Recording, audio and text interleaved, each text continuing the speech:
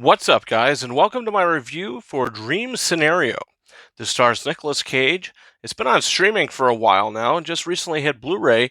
Was able to check it out. And Nicolas Cage plays your every family man who is the professor at a college, and nobody really acknowledges him. All of his colleagues are, getting things published and writers, and he's just sort of not taken off. So, he's in his own world for the most part until people start having dreams about him. His students, people around him, start having dreams about him. Just him in the dreams, just standing there, not really doing anything. And then his name starts to get publicized, and he gets sort of famous in a way where everybody wants to take his picture, everybody wants to be involved with him. But then their dreams start to turn south as he begins to be the Freddy Krueger of the dreams, where he starts to kill these people in the dreams, pretty graphically, pretty brutally.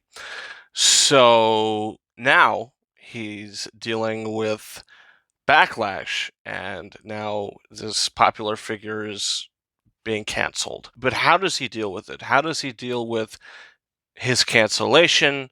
How does his family deal with what's going on? That's really the thing that you're thinking about. If you try to make sense of why the dreams are happening, this isn't going to tell you that. The film has no interest to tell you why these dreams are happening. This is a film called Dream Scenario. It's these scenarios that can happen, and what's the outcome of those scenarios. Nicolas Cage, I think, is great in this movie. He got a Golden Globe nomination for it. He's in kind of a renaissance lately with this and Pig. Even though I didn't really care for the film Pig too much, I think his performance was good. Unbearable Weight of Massive Talent.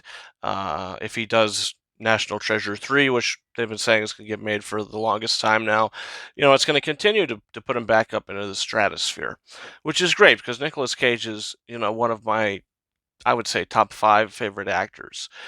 He's really good. He's really original, and in this film, he's got great scenes, and he's doing a great job as this character, where he's kind of quirky, but he's likable at the same time. And when these things start to happen to him, you do feel for him, and you do care for him. The movie, without doing a lot, could be, mainly because of his performance, you do care about the Nicolas Cage character. So when things start to happen to him that negatively affect his life, you want to see some sort of outcome, some sort of resolution. And the most disappointing thing about this film is you don't get one. By the end of the movie, things just continue going south and south and south and south, but there's never that silver lining. He's talking to his daughter when she has the first dream of the film, and there's people falling out of the sky and all this, and he says, "Oh, well, didn't I step in to help?" He wants to do that. He wants to be the helping guy, but he's never really given the chance uh, to prove himself in real life. He just continues to stumble into these scenarios that continue to uh, belittle him and tarnish his person and tarnish his image. So by the end of it, you don't get any resolution.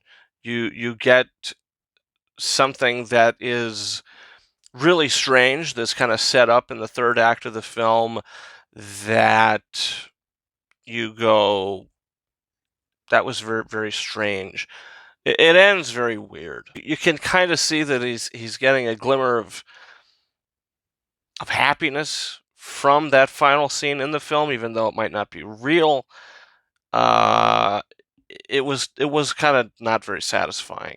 You wanted his reality and his real life to be, you just want something good to happen for this guy.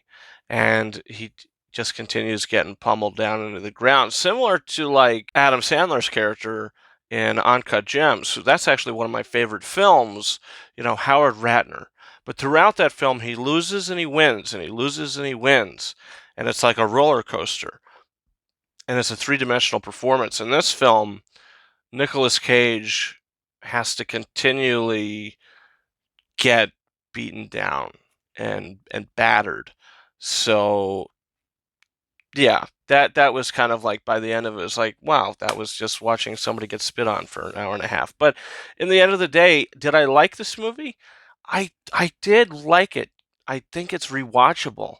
You want to rewatch it for just I don't know. I just feel like I can see myself revisiting this. I don't think it's a great movie. This could, stick around and be talked about in years to come. But as of right now, after the first viewing, I liked it.